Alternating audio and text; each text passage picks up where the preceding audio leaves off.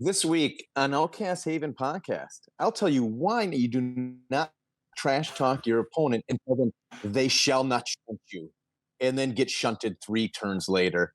That, and with the calling season just around the corner, what kind of casserole or hot dish will you be preparing this week on Outcast Haven podcast?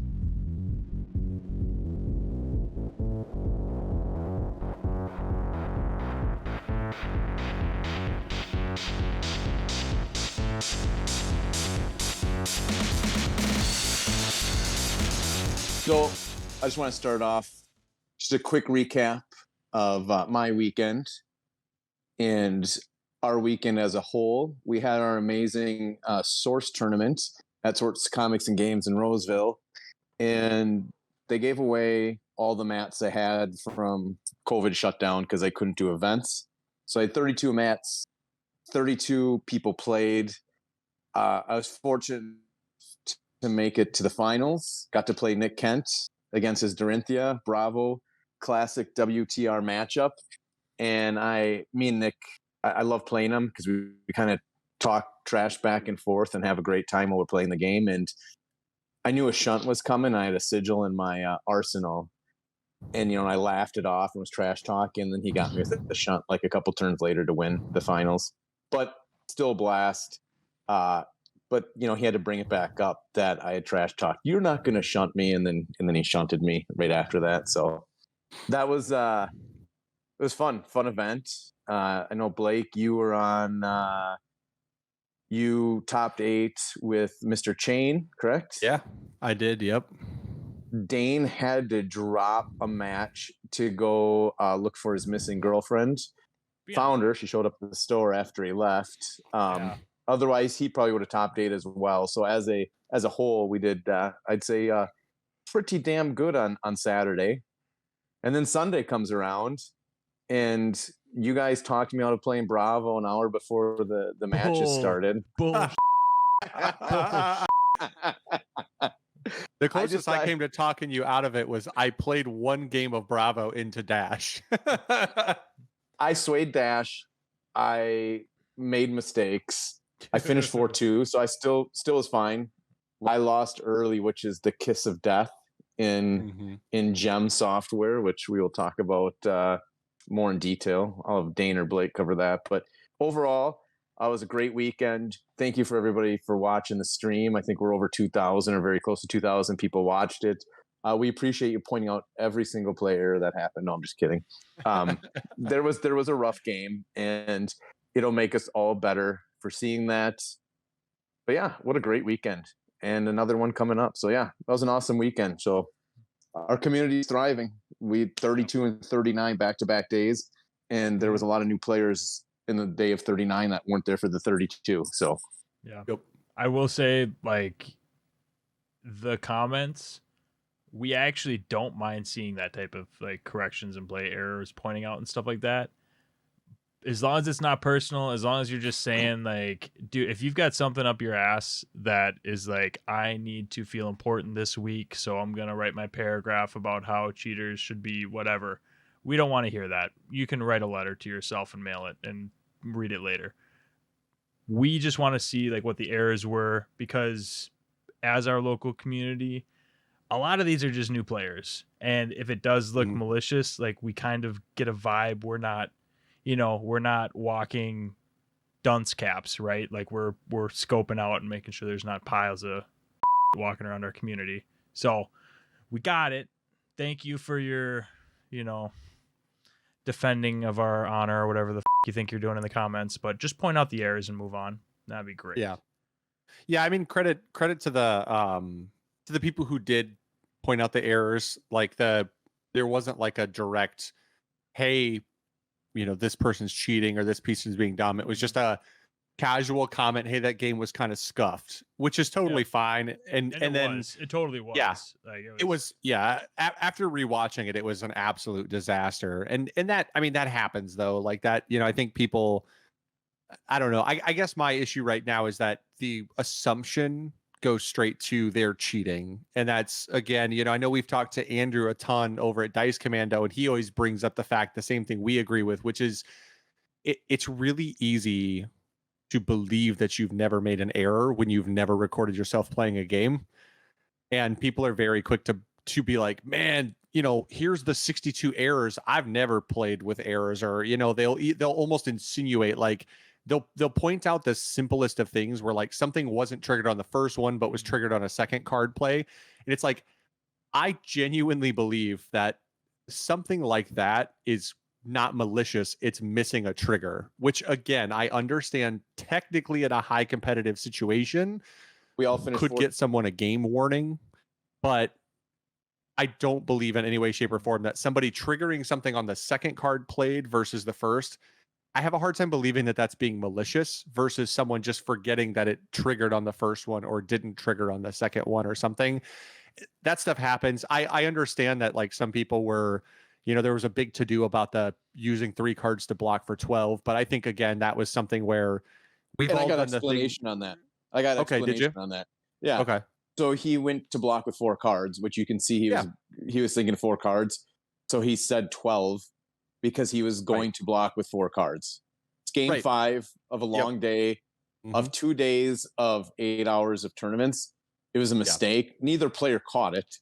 It was, and you said you did the same thing where you went to block and switched cards and went from a 5 block to a 6 block and still said 5 block, even though you had a 6 block, and then corrected it once you caught what you did. So he wasn't trying to cheat. Yeah, he just wasn't. He wasn't trying to cheat. Yeah, and that's the thing too, is like my first reaction with him was like that's the other thing, is it's very easy through a screen to just assume things about people playing games, but maybe before you assume someone's cheating or they're an absolute pile of trash, give us an opportunity as people who have played with them to like catch that real fast and be like, hey, just so you know, I know that guy. And I know that people's responses was like, third week playing ever, like, or whatever it is, or something. And or even beyond that, like people are always like, well, there are plenty of people who are cheaters or bad people who think they're, who people are like, oh, they're a great person in real life. You're like, I get that. But here's the difference. Oftentimes when you hear that right in the media about celebrities or superstars or athletes or whatever, it's like their friends saying that. If we're saying it about some local guy, chances are we might not have known them from Adam 2 weeks ago. So I don't have a vested interest in like them not being perceived as something in the community. I'm just giving you what I perceive from knowing him over the last couple of weeks, that he seems like a really good guy. That's not the way he plays or behaves, and it was a mistake. It happens. It's you're 5-6 hours into a long tournament. Sometimes it just happens. Your brain just doesn't always work right that long into a day. Especially for people that aren't used to that type of gameplay scene, right? Yeah. Like I just remember like us coming out of Worlds for Destiny, because that was like 5 days straight of us grinding 12 hours a day. Like after day 3, we were exhausted. After day 5, we had kind of hit a plateau, and then from that point forward, like we could play games for 8 hours straight on a Saturday and be like, cool, you want to like jam when we get home? It's like, so it's just like a different. It is just like you're conditioning for it, right? But also back to the point about like recording yourself and being a perfect player. I don't think that like I'll be honest, Blake has always been in my mind like the clean player of the group, right? Like you've always had like really clean, just like don't miss triggers. Like it's just kind of your standard. But I've always thought that I was pretty clean too. And I think it's best highlighted in that matchup that we did with Evan for that mat. I came out of that Dorinthia game thinking that was clean as shit. I feel super confident on my Katsu list, and just completely had the rug ripped out from under me when they're like, yeah, you miscalculated the damage. You said the wrong thing. Like this should have killed you. It's like, I was just like, oh, fuck. Like I literally left that game thinking that is how I play Katsu. Hell yeah. And I guarantee you chodes out there thinking that you're perfect have the same shit. So yeah. All right. Anyways, we can move on. We can move on from that. So let's go to I think this is the biggest gripe of the weekend. On Saturday, we had a 4-0-1 missed top cut to a 3-2 because the software sucks. Gem software is horrible. I've never heard too much good positive from it. And we ended up finding a workaround for it the next day after this person. Now, luckily, there wasn't huge things. It wasn't RTN on the line at the time for top 4, but you should never have to pair a 6th round, then go back, then do your top cut to get proper standings. That's ridiculous. The other thing is you can't go back. I asked for we had way too many 4-2s, I think, in our road to nationals to not have another round. I don't know what people's opinion on that is. I don't like it when you have way too many people get cut out for strength of schedule or however Gem. I don't even know how Gem calculates it. I know if you lose early, Gem's strength of schedule is so solid though, Jason. I don't like it. Yeah, I just don't like it. I was just gonna say, yeah, because I think the amount of people, because Blake, you and who else bubbled in as a 4-2? There was 3 or 4, wasn't there? I think there was only like you and like 2 other people, wasn't it? 1 or 2. There were 2. I think there were 2 or 3 total. Vang doubled in. Didn't Vang bubble in as well? But he was 4-1-1. Oh, okay. 4-2, which again, that's like the big. That's the big like. I thought that was one of the big issues, right? And I think that's one of the big issues, and that's kind of what you're alluding to, Jason. Too, is like we had some weird things that, again, maybe it just needs explanation, because I think that's the issue right now. Is there's a lot of say about how it works. Yeah, Gem software feels like an enigma. Like, it doesn't. We can't get. Yeah, like after playing, it doesn't like. It's like, oh well, I thought it was this, but then, Darren didn't even make top cut. So it's like that's not how that works. So we figured that part out. Yeah, I know which is fine. The fact that, but you shouldn't have to do that regardless. That we figured it out. You should never have to pair that. There's plenty of software that is already completely functional.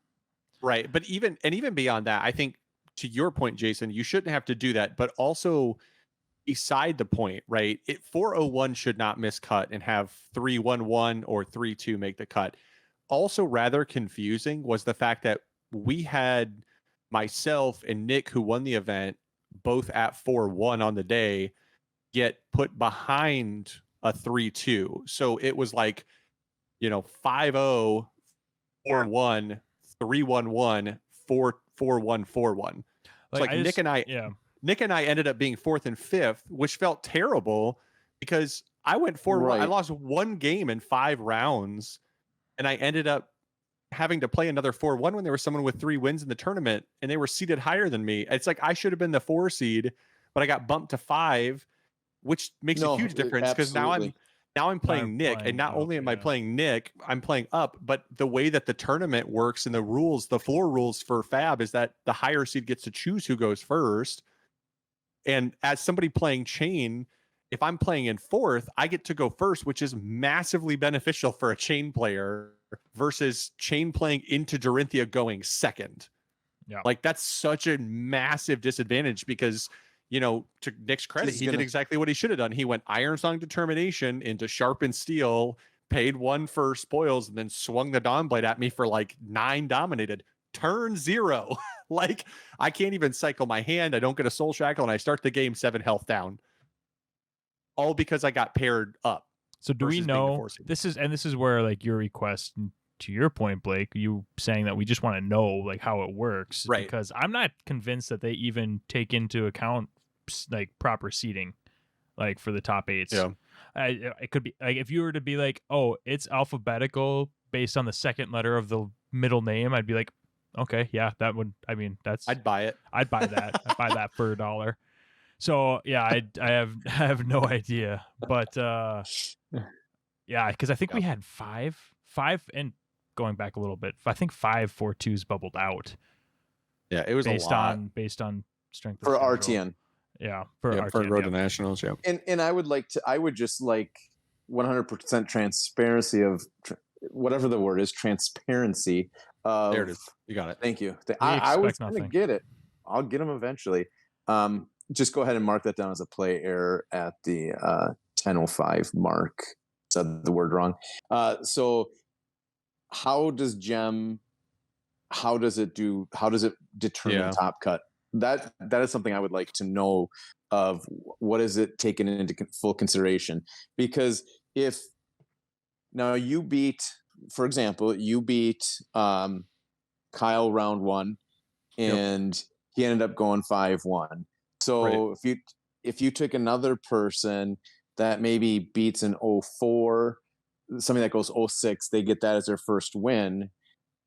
It feels like as long as they win and lose their last two matches, they're guaranteed to be in, regardless of what has happened. From what I've seen, if it's X2 and you win up until those last two, no matter what your opponents did previously, you're making top cut.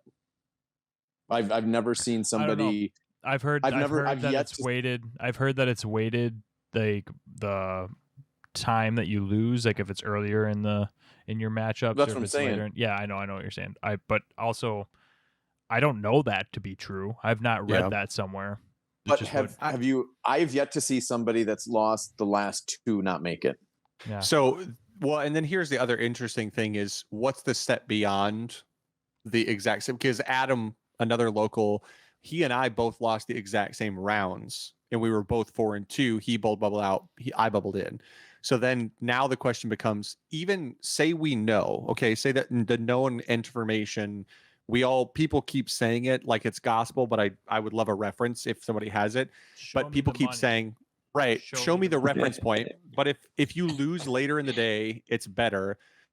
But then what's the next one? Right? Like we have win cons. Yeah, we have like if you go to time and top cut, every game has a sequence of things that this is how you determine a winner, then this, then this, then this, and this. And they put it, I mean, it's the depth of that always astonishes me to where they're like cards left in deck, cards in your graveyard, cards in your banished, cards in your hand, how many cards you have sleeved with double sleeves versus, it's like all these insane things that they start to add, who brought more dice to the table at some point, it seems like could be a rule on how people win if they tie too much. So what's the thing after then? If they're late, if the timing on the rounds is the determining point, but two people have the same, then what's next? Is it your opponent's win-loss percentage, their record, who you beat? Like, what's the next thing after that then? Because the only thing Adam and I could come up with is that I beat somebody who went into top cut, and my two losses were one to somebody who went to top cut, and the other one was to somebody who was in the 4-2s that bubbled out. So the only thing I could think of was that my losses were to players who were higher up in the rankings. Yeah. And then I had wins against two people who were also in that category of making top cut or in the 4-2s. Yeah. I mean, strength of schedule should work. So. Right. But I would love to know that. Like I would just like to know it for a fact. I think, Jason said it best. Transparency. I would like transparency. I did say it best. All right. I think we hammered on this enough. Are we ready to pop on over? Let's move to the fun stuff. Let's talk. Yeah. So next up, probably the most fun for this whole episode is what happened this past weekend all over the world. And Blake, you kind of pulled the photos. I'll let you go with it and who put the data together. Yeah, so I put together just bar graphs of everything. I'm not responsible for this data, so I want to make sure we give a shout out. LSS did, so we want to make sure we give the shout out. Davis Kingsley is who got all the data that they use in the LSS article. I just put it into bar graphs, so it was a little bit easier to visualize versus just charts of numbers. So overall representation, I thought it was interesting. We've talked for a while that we thought Chain will probably be the most represented deck, and I think we were right about that. Obviously, the data shows. Now, our overall representation is, I think, 7 of the 11 events because we didn't have full data. So if people have data for everything else and they want to throw it our way to help us, that'd be cool. Otherwise, maybe just if you're going to one this weekend, try to get your hands on the full data if they don't post it, because it would be awesome to have every event's data. So I don't know about you guys, but I expected to see Katsu. I was surprised to see so many Katsu percentage wise, because our top 3 represented based on the data we have was Chain, Katsu, and then Prism, and then Bolton or Bravo coming in after that, and then Dorinthia. I expected to see Chain. I expected to see Bravo because he kind of counters chain. Katsu is just good and Dorinthia are good, so those aren't huge surprises. The volume of Prism is actually probably the biggest surprise to me. What do you guys think about that? I didn't see that coming. I didn't see Prism coming at all. 100% didn't think that was. I mean, Dane didn't even see Prism coming, and he played her. I mean, he didn't see it coming. Yeah. I will say that, like, of these numbers, the thing that's most shocking to me is probably the lower percentage of Dorinthia. I really thought we were going to see a lot more Dorinthia. I thought that was going to be more prevalent. And that's one of the reasons I didn't run Katsu, is because like the aggro Katsu wanting to, more so race, just it wasn't a super comfortable match. So I was like, I don't want to just do mirror matches into Katsu and struggle fest into Dorinthia all day. And I felt I was like, I somewhat remember Prism, and so for those who don't know, if they weren't watching the live stream, like, I swerved super hard. We played our Saturday match at the Source for like the mats, just for funsies, and I brought my Katsu just to get a little more last minute practice on them, and I left that after hearing people talk about what they were running and getting a little bit of a feel for the meta. And everyone seemed like they were going to be like really hype on Dorinthia, really hype on Katsu, and I was like, dude, this, I got home, I was not confident on my Katsu, and I was like, I need to find someone. And Cheezerette from our Discord, Chris, thank you, because we jammed like 4 or 5 games, whatever it was. And I was like, okay, I'm running this tomorrow. Let's do it. And I'm on her now again. I like it a lot. And I think that she plays well, even into the weak matchups I was afraid of, like Rhinar. Like I played against, one of our Aussie buddies who is really good at Rhinar, and feeling better about that. But I really thought there's going to be more Dorinthia. That blew my mind. And Prism did catch me off guard. I didn't think that many people. I figured people would be afraid to play her at a Road to Nats.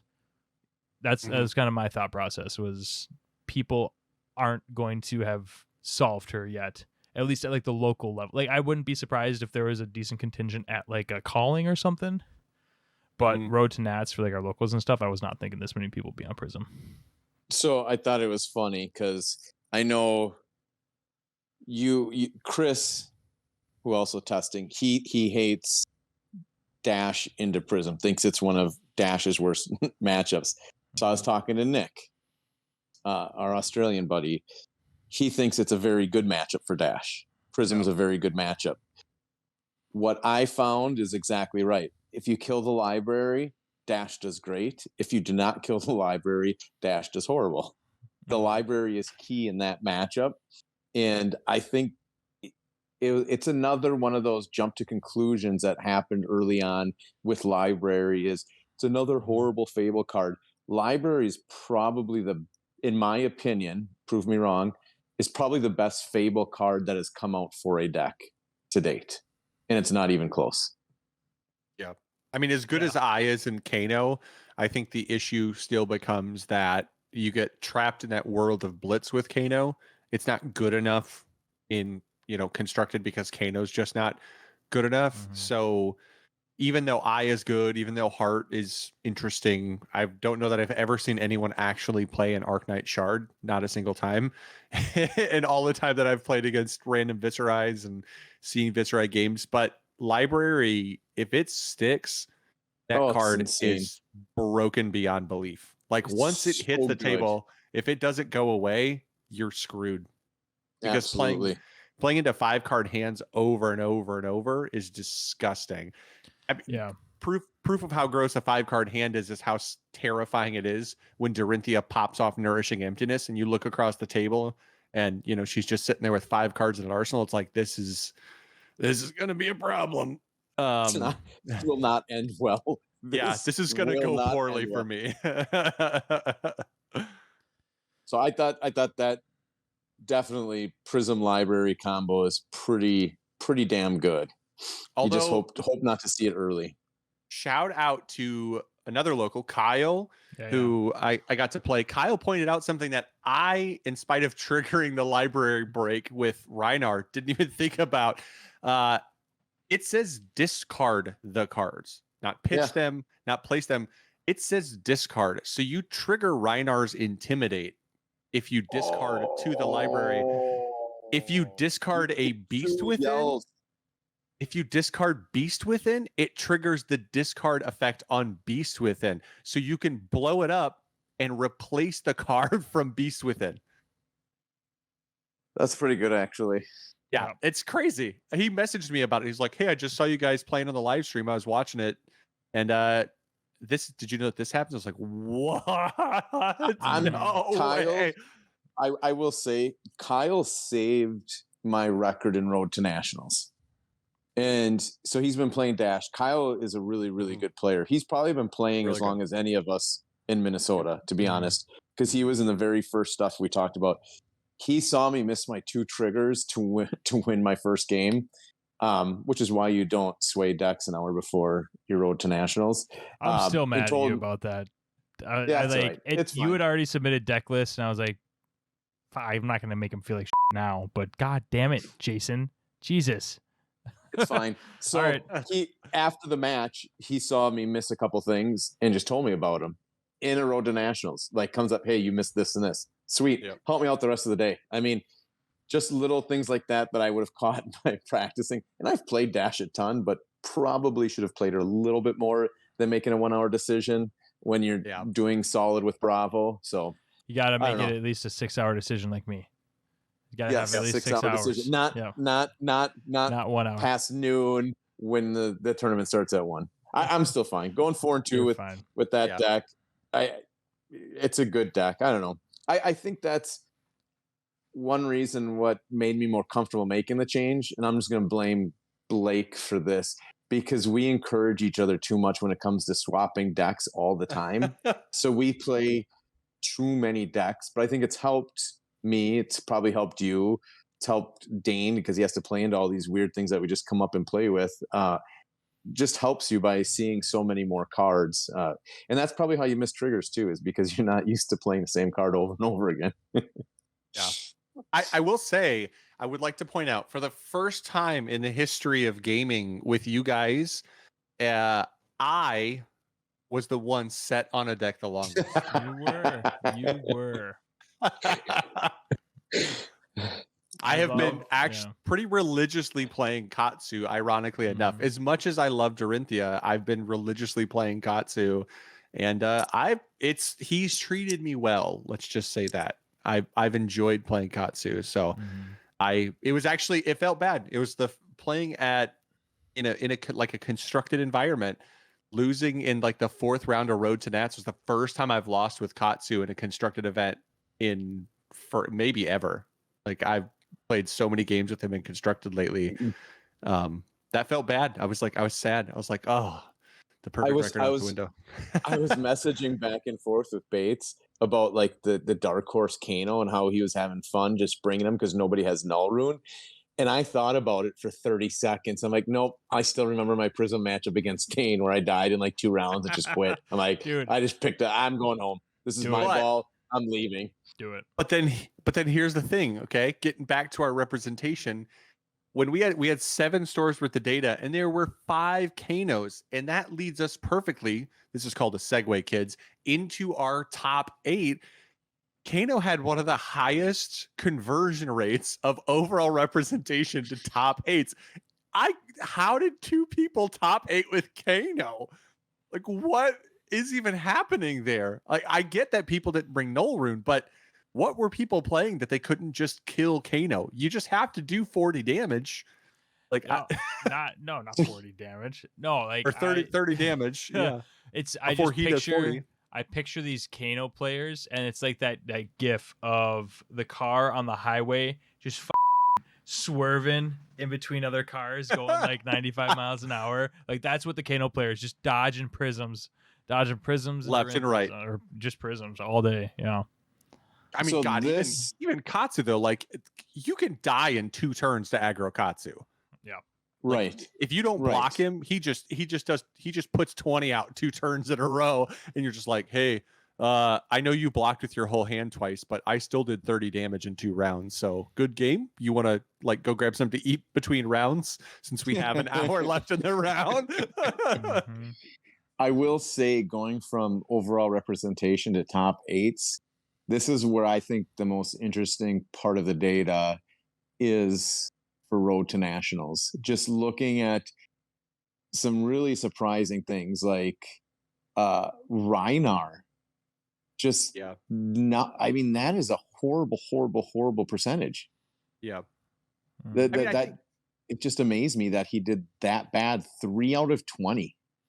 I mean, that's what's crazy about that is we don't have 4 stores data. So if there could be another 1 or 2 or 3 Reinars out there that didn't make it. And I think this data actually probably shows us something, which is the fact that the decks that are doing well are the decks that do well in Swiss. Like this is the Swiss conversion rate, right? You're playing a bunch of Swiss games. What decks crush Swiss? And then I think the conversion rate from top 8 to winners is more like the rate of a combination of good pilot and consistent deck, because like Bolton is a deck that I think can catch people off guard because people haven't really played against it. There's a lot of card reading. Like Adam locally was the only Bolton at our local, but at the local Road to Nats here. But the thing about it is like Adam is a really good pilot. He plays it a lot.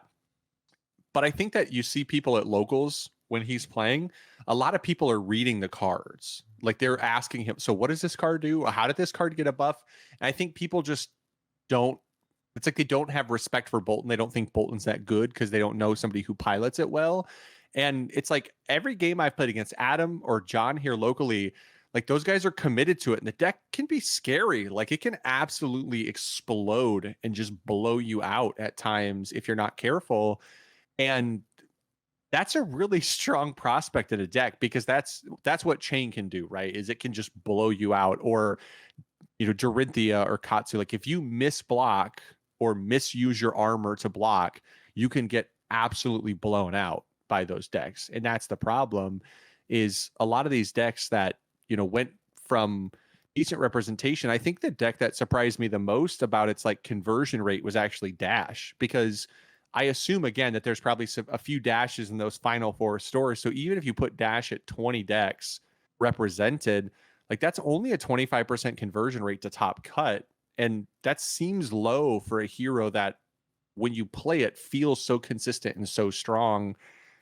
So I don't know if that's just the deck getting caught off guard by aggressive decks, if it's funky builds that people are playing or what, but I don't know. That one's probably one of the ones that puzzled me, and Reinar. But Reinar feels like one of those decks that has those moments where it can strip your hand and just kill you from 20. But then also sometimes it just feels like it'll go a few turns and not do anything. And if you do that early against, Chains or Katsus or Dorinthias, Prisms, like you just want to hang out for the first few turns and let them kind of do their setup thing and get ready, you're dead. Like you're going to die. And if Reinar is not killing you actively early and it's just kind of playing a slow, grindy game, I just don't think Reinar has the punch that Bravo does on those like big moment turns. You know what I mean?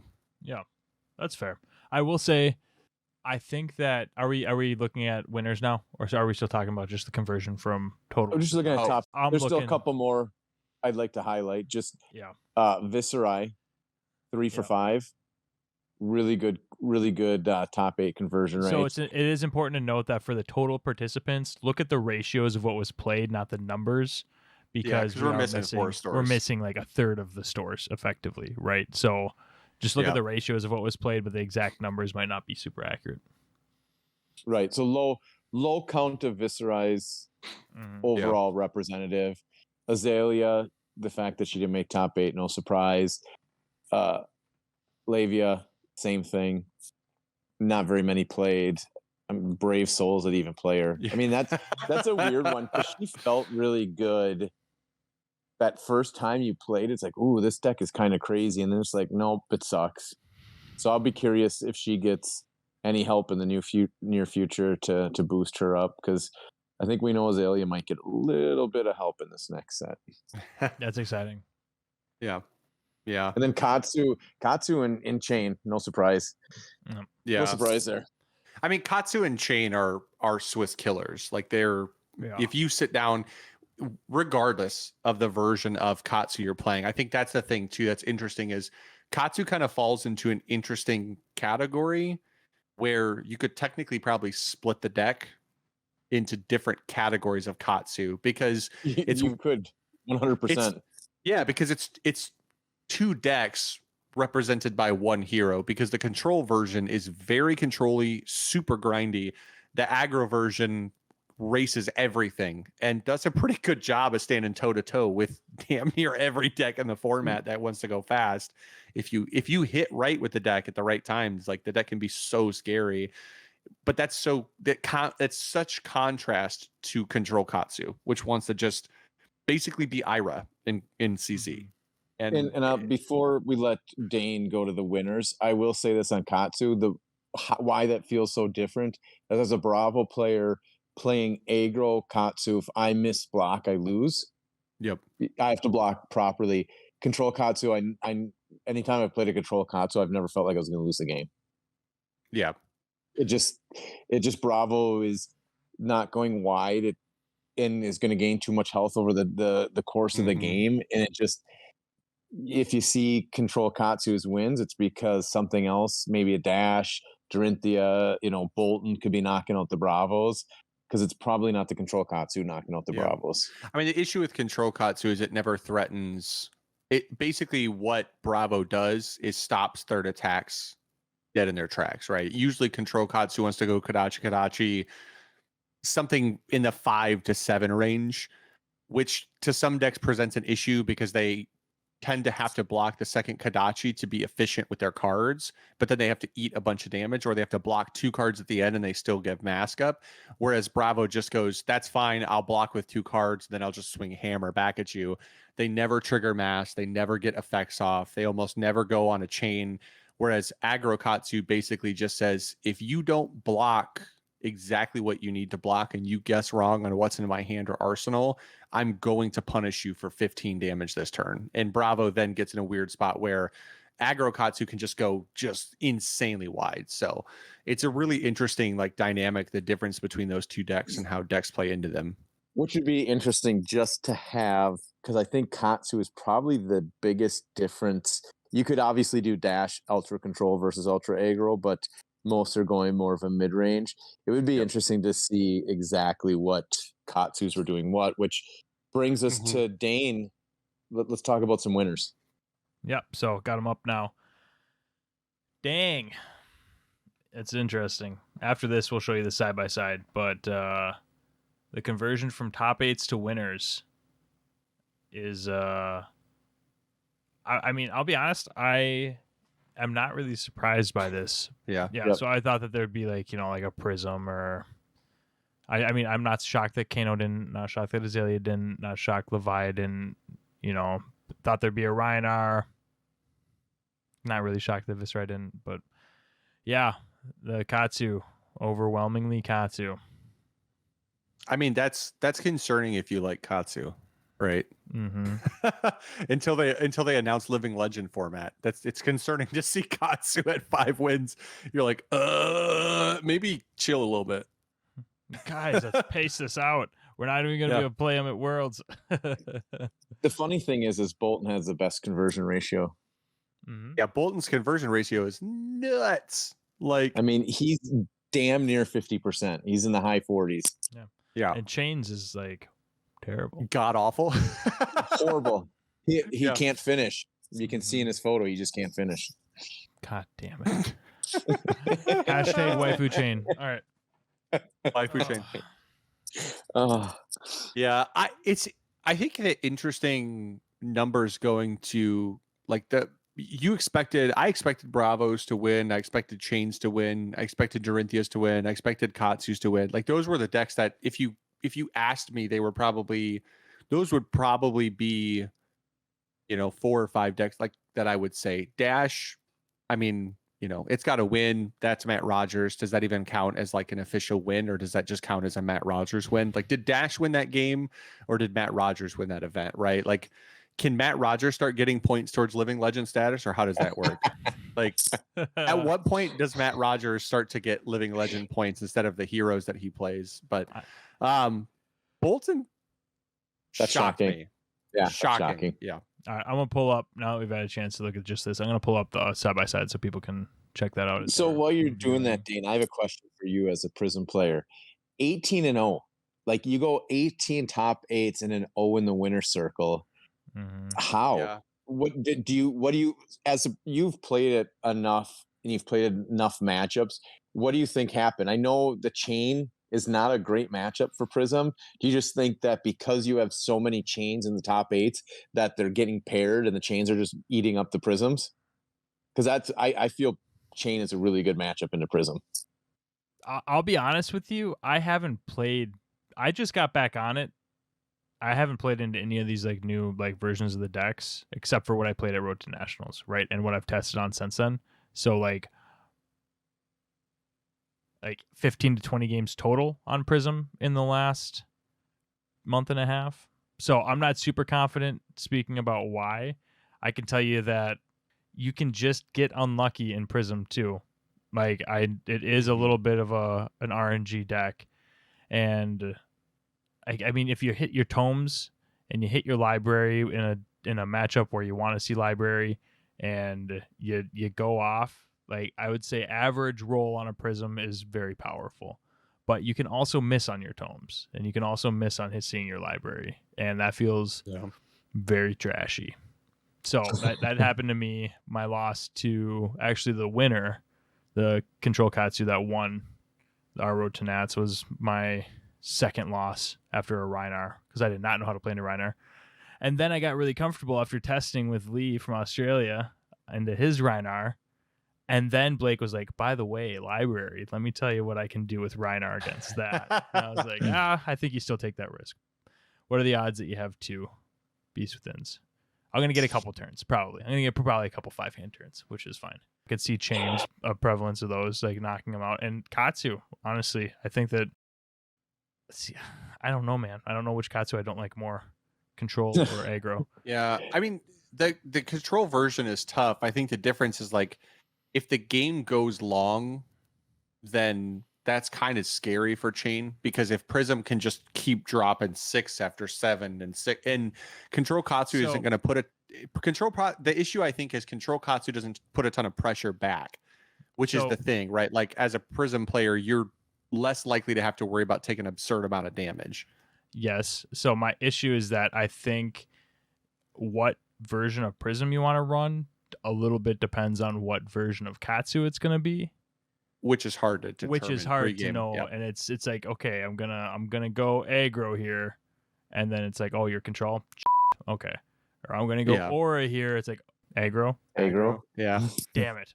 I mean, yeah. If you guess wrong at the aggro, I think it's definitely catastrophic, because the ability of aggro Katsu to just potentially blow you out if you have a handful of auras is pretty good. If you just like draw one no block card, you can get stuck in a really weird spot where it's like, okay, if he has a razor on the back of this whelming gust wave, I think I might just lose the game here. Right. So if I had to guess, like my best guess is that Katsu nommed a bunch of Prisms in top 8s.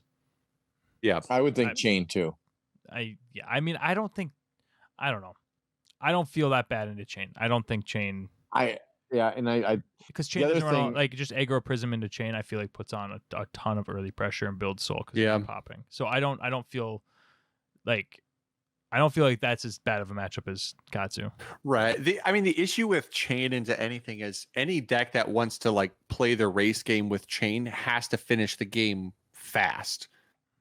I think that's the reason that Dorinthia and Katsu tend to kind of gobble up chain when it comes to like these top cuts or have good matchups into them, is because chain becomes reliant on Doria and Katsu bricking. And that's not a play. You don't want to play that game where you're like hoping that they just brick so that you can win, because what they do is they go wider than chain's hand can block, because he's willing to give up his hand to like negative effects and things like that, especially in those first like 3 turns.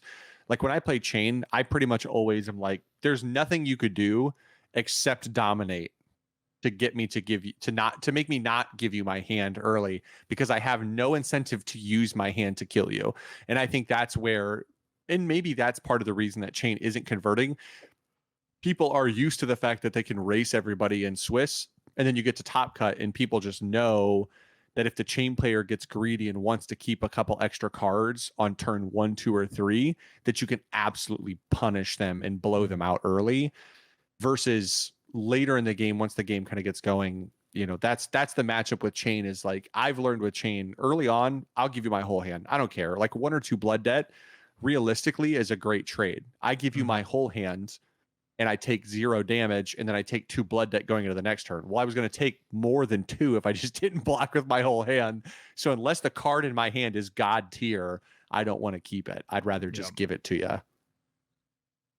I also think that Prism not currently running life gain might be something that affects it, because I feel like a lot of the decks that are topping are running some sort of life gain, and Prism has 0 life gain. Besides Chain, obviously Chain doesn't have life gain, but the rest of them, Bravo's running heavy life gain. Dash is going to be running life gain. I mean, Prism Bolton sort of would be does that. I mean, just like her ability, like if you think about it, every time she makes a shield, she's gaining a life, effectively. Yeah, to a point. Yeah. I mean, Aggro Katsu's not, but Aggro Katsu is basically playing with his hair on fire. Oh, right. So. Right. He's running on fire as fast as he can at the lake, jump in to put it out. So with all the data we've had and all the top 8s, representation, winners, now comes the interesting part, and that is this weekend coming up, as everybody listening is probably going to a Road to Nats again. I know the 3 of us are going down to Atlantis Hobby to have some fun and run it back again. So what's going to happen now? Everybody is digesting this data, seeing what has been popular. So is there going to be tech for your Prisms and Katsus? Heavier than before. Obviously, Prism is a there's one way to tech against a lot of them. It's hard to tech against the auras, but it's pretty easy to tech against their attacks. In Katsu, you got yeah, go ahead. That's control Katsu is hard to tech for, right? Yep. I mean, Bravo, I feel like just beats him more times than not.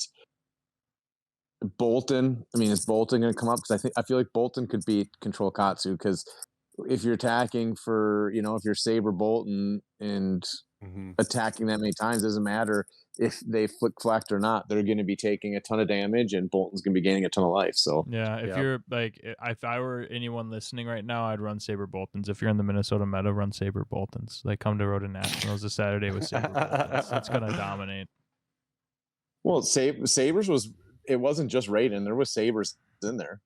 That's what I'm saying. I want to see that. I want to sit down across from Saber Bolton, because it just comes down to, do I see my Arclight before you see your second Lumina Ascension? Yeah. I mean, Raiden is a lot more ability to be consistent pressure. I think that's the key with Bolton. Is everything that I've seen, and I've played the deck quite a bit. We've talked to Joe quite a bit about it, who's tested it pretty extensively, and even like Jimmy Lee is the guy who won down in Florida at the Cloak and Blaster, and I know like he was playing Raiden, and it's like Raiden just puts on consistent pressure and can have the ability to actually benefit pretty heavily off of Lumina Ascension, because while you're not gaining the amount of life that Sabers is, you're also not comboing, because like the issue with the combo thing is if you see it a turn or two too late, right? If you catch it 1 turn too late, then you lose, because decks that can kind of chew up your hand and force you to block too much at the exact wrong time. And I think I think combo decks in this game are interesting, because it feels like good players see them coming and can try to time their windows right to blow you out and take your hand at the exact wrong time and force you to block with cards you don't want to. Whereas the best decks, it's basically, the Top Cut has shown us, the best decks are the consistent decks. Like the conversion rate from top 8s to wins proves one thing about this game. Consistency is god tier in this game, because Katsu, Dorinthia, Dash, Bravo, and Bolton are all incredibly consistent decks, and their conversion rates were fairly decent. Chain, on the other hand, which is playing a lot of RNG game, plays with fire and Swiss and wins, but then gets to the top cut and does not have the conversion rate. You go to the casino enough, and I don't know if you guys, if everybody's ever heard this phrase, but the house always wins. And it feels like Chain got to top 8, and then it was time for the house to win. Nope, I agree with that 100%. So I mean, what is your call then for your local meta? What do you think is going to happen? It's time for the rise of Azalea. You can't take my prediction, man. I said that. Oh, sorry. Weeks ago. I'll settle nicely on Kano. Kano will win a road to nationals. I'm gonna go with the ESPN. There's no Steve. way. I'm going with the Stephen A. Smith level absurdity, because here's the thing. I say Kano wins a road to nationals this week. If it doesn't come true, people are like, we always knew Blake was an idiot. But if it comes true, I can clip this small portion of a video and look like a genius for the rest of my life. I will say this. I don't think Kano's going to win a road to nationals this weekend. If he does, that'd be amazing, because I'm gonna jump on that bandwagon and play him. If he does, what will you put in the light? What will you do if Kano wins a road to nationals? Are we committing right now? I don't even know, but I am going to tell you who my dark horse winner is, and I think this is very feasible, because I think there's going to be more people that are going to be on him and run him, and I think he will win, and that is Viserai. I feel a Viserai is coming in this weekend as a winner. Okay. Nothing. I mean, you left us speechless. Yeah, I think the thing is like, I don't think that is impossible. No, I don't. Yeah. No. And I would love to see it. It would be really cool to see a hero that, not really forgotten, but not great last meta prior to Monarch, to just one card really put him over the top, and just to see. I would love to see it. I just want to see another deck in there to win her. It'd be awesome. It's just going to come down to, can you avoid Jason Chunging it for 8 rounds? If you can avoid it for 8 rounds, you're good. Just don't flip over. What was it? 13? Oh, that was horrible. 11 cards, and he got 2. Oh, so bad. So bad. Lost the game on that. I mean, that was a game. Yeah, that was pretty brutal. But Jason Chung is also flipped over the most amazing blood debts ever in Chain. So he had that one coming on Viserai. Jason Chung has tier 0 luck. Like, that's all there is. Like, he's a tier. Yeah, he's basically a tier 0 player with like tier 0 luck for the most part. Like, that's the thing that's crazy about it is, he almost always wins. So when he loses, it's absolutely shocking. Do you think he has this two-face saying? He goes, "I create my own luck." I mean, it feels like it. It does feel like it. Yeah. I think that maybe this was scripted. They're like, all right, listen, man, like, it's starting to get really obvious that you're just like putting your deck in a certain order. So we need you to just miss big, and then you can go back to doing what you're doing. We know that as a player, you're broken. We know that you're busted. I have a great point to all the to go back to harp on people who talk about all the misplays. They actually, the last devastation video, they had to cut it because they had a missed sequencing, and then they came back and talked about it because they missed. I think Carol or Kieran, I can't remember which one was playing. Carol was playing. Missed an instant ability that was gone by Jason, and they cut the video there. So even Jason just drew up in past turn, but Kieran. Yep. Right. God, now so you got me even confused. The one that was playing wanted to make a spectral shield at the end of it. So it happens even with the developers of the game. So when you get in those events, you get lazy. Sometimes you just go a little too fast and you breeze by stuff. Now, obviously, it's not a huge infraction. They can reverse the game at that state. They called a judge. They gave Jason a warning, and play continue. Obviously, none of that happened, but it'd be kind of funny if they put that in there. I think the only thing better than seeing a play error there is seeing someone argue with Jason Chung about the rules. That's what I was going to bring up. Oh God, it's so good. So good. So as a general rule, I would like to just real quick throw out. So if you guys would like to protect yourself from being embarrassed on the Facebooks, take a real quick lap on the LSS website or just in general in the LSS community and Fab community, and just real quick write down, like in your phone, make a little note and put the developers' names so that when you're arguing with somebody in the comment section about a rules thing, you don't accidentally argue with Jason freaking Chung, because it's hard to argue with the guy who made the cards. I'm just saying. So do yourself a favor, put the notes in the things. If LSS was any good, they'd probably hire a developer that knew what he was talking about. See, that's what I think. That's what I think. Those people that get dunked on in the comments, I feel like that's what they actually go back and do. Is they're like, all right, I got to rationalize this because I feel too much shame. But I wish that they would just, like, I like to picture them just like sitting in their basement, like just overcome with shame. Because it's like, this is the type of person that I am, and now I'm starting to realize it, and I'm owning it. But I know that that's not true, and they just default to the fucking LSS needs to work. Better developers. And right before they type or think to themselves, LSS needs to hire developers, is when they're like, "Mom, bring me some Cheetos and some Mountain Dew. I got another round of Call of Duty to go." Yeah, meatloaf. We're gonna have the meatloaf. What's she doing? I never know what she's doing. They put their fedora on with their. Sorry to anybody who wears a fedora. I just don't know why, but the internet has ruined me to think that the only way you can be like the worst type of person in game communities is if you have a giant neck beard and a fedora. It's like the internet has just beard too. Like I know, so I changed my facial hair, so I'm not really one to talk. But like, what I don't understand what's the purpose of like having everything? It's like I'm clean shaven, but I kept it where it looks bad. Like, I don't get that. I don't know. One more thing, since we're talking about Facebook, this one actually angered me to my soul, and that is, so Team Covenant had reopened their subscriptions for first edition, and they sent out texts and emails. The texts hit first, right?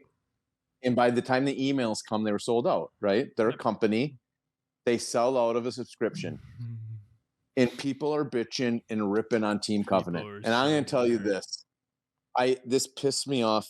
That company has done so much for this community. It's a reason why we play, because I saw it on there and picked up the cards, got Dane to pick up a pack. Then Blake's like, I guess I'll look at it. And then Mark. And next thing you know, we're all loving it because we're like, this is a crazy game. That was from Team Covenant. I know I'm not the only one, and we're not the only ones. They're a company. They're doing their best they can to sell you a product for less than MSRP, give you a great deal. They've never ripped off anybody. They do subscriptions so that you can get them, and they do them at a good price.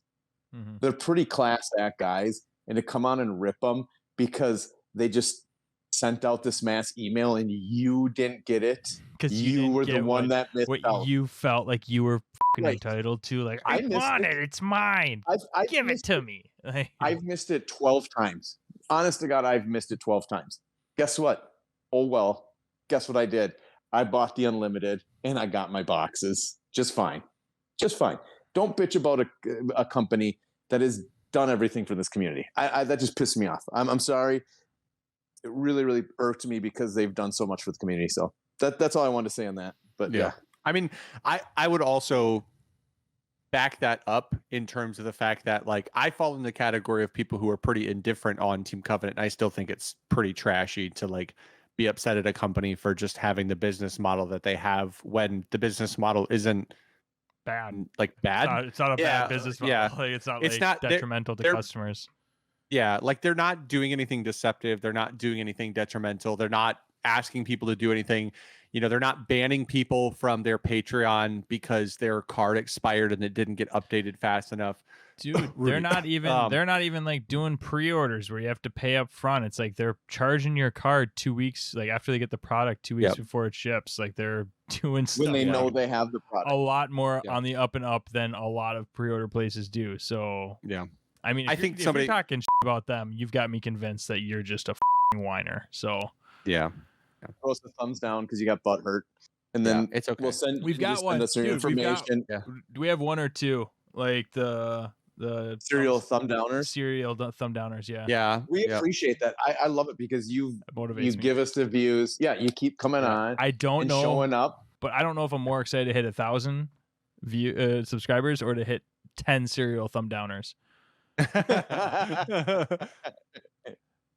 Oh, you gotta love it. Can we just be ourselves enough to where? Because I feel like that's probably a pretty good ratio. Is like if we've reached and attracted like 1,000 people that really like us, that want to subscribe and see our stuff, and 10 that hate us, and 10 that just hate us to the point where we are taking time out of their lives, which that's actually amazing. I like that. That's great. No, it is.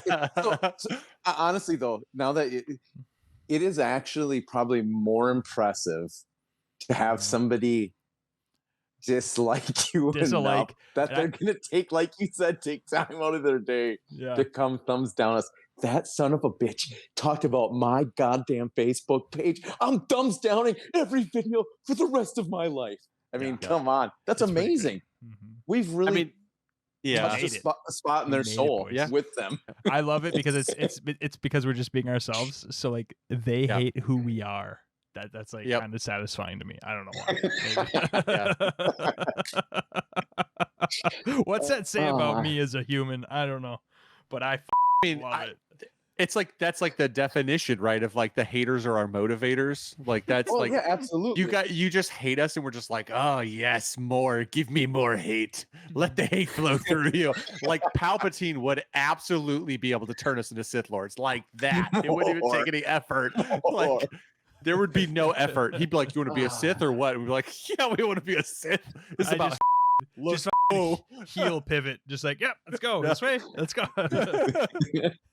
Do I get my lightsaber from you, or do I grab that later? Like, what is it? Yeah. Could I swap? Who do I get the upgrade from? Because the red looks sick. Can I get the double? Teach me that lightning. Like, is that like right now? You teach me how to do the lightning. Yeah. P.S. It's confirmed that the lightning is strictly a dark side power. So Rey and all that fun stuff. And also they might. Oh God, Lexi is a Sith. She seems to have lightning power. Yeah, no, I wasn't talking about Fab at all. This is just a total. I know, but I still like to just quantify it. Let's bring it back to Fab. Lexi is a Sith Lord. Lexi is a Sith Lord. Can we tease that something awesome is coming down the stream? We could tease on it. I think. Yeah. Like, I didn't say like keep it on the down. I'm pretty sure because I think Red Zone Rogue on their community page, which we will get in 52 more subs, so 52 more, and then we can have a community page and do the same thing. People. Talking about something cool that's coming down for our viewers that is in partnership with Legend Story Studios. That's super exciting. Probably should have opened with that, to be honest. Burying it way in the back is not a smart idea. I mean, that way, if it's, to the people can you only gonna reward people. Yeah. It's only gonna reward people who listen. Those people who serial thumbs down, you can't get in on this action. You can suck it. Yeah. If you're still here, you can suck it. This is a great question. What is a serial thumbs? So let's say there's something awesome that our subscribers could get. In that serial thumbs down, or has to make that life decision now. Do I enter this and act like I like them, or do I continue this dark life of thumbs downing? It's going to be a crossroads. The serial thumbs downer is what's going to happen. Reveal yourself as a serial thumbs downer. We'll give you fake Pokemon cards that we buy off of eBay. No, I will. No, I'm not even going to say that. I don't want to admit to that. Never mind. That's good. I'm not admitting to a purchase being Dane made, so I'm just going to leave it there. I was going to say I'll send them all those cards. Dude. That's the ones that are worth money that I'm going to sell on eBay. I had them sitting right here. So we bought them as a joke. I'll be honest. I really just wanted to open a Kupachara. That's all I wanted. And I was like, I'll buy 5 packs. And I'm going to sell it and I'm going to make my money back. And that makes me really sad because these cards are as bad as we thought that they would be. They're straight trash. Straight trash, homie. Oh, that art is painful. It just hurts. bad. It hurts me in the heart. Yep. Ugh. So confirmed Right. in person. Can't even say that we didn't do our research because we bought the packs. And they're just, it's really bad. It's really bad. And the worst part is the one card, I didn't have any drinking water in sight, so I couldn't even play my special ability. So I lost that. And my ice melted into drinking water, so I couldn't use my ability. So there's no ice within 5 feet of me. So Yeah, and I didn't have any liquid water. So what the hell? Damn it. No, so let's wrap this up because we're at an hour and 10 minutes.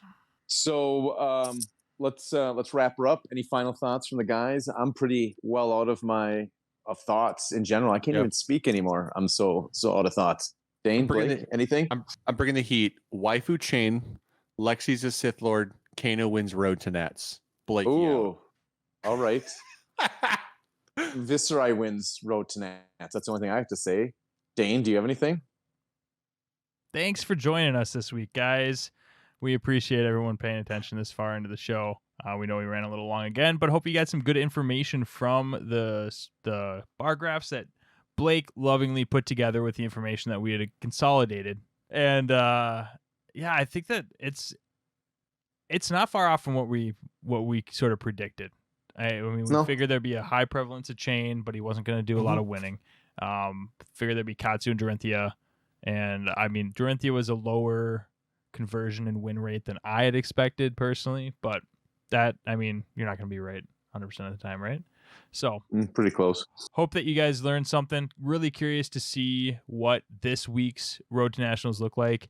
Like Blake said at the top of the episode, if you would like to collect the information from your tournament just to make sure it's captured somewhere, because there were like some holes, I would really love to see what gets adjusted between this week and next week, and then be able to put together like a more conclusive data set from this coming week. So would love to have people reach out to us with that, and be sure to stay tuned for our live stream.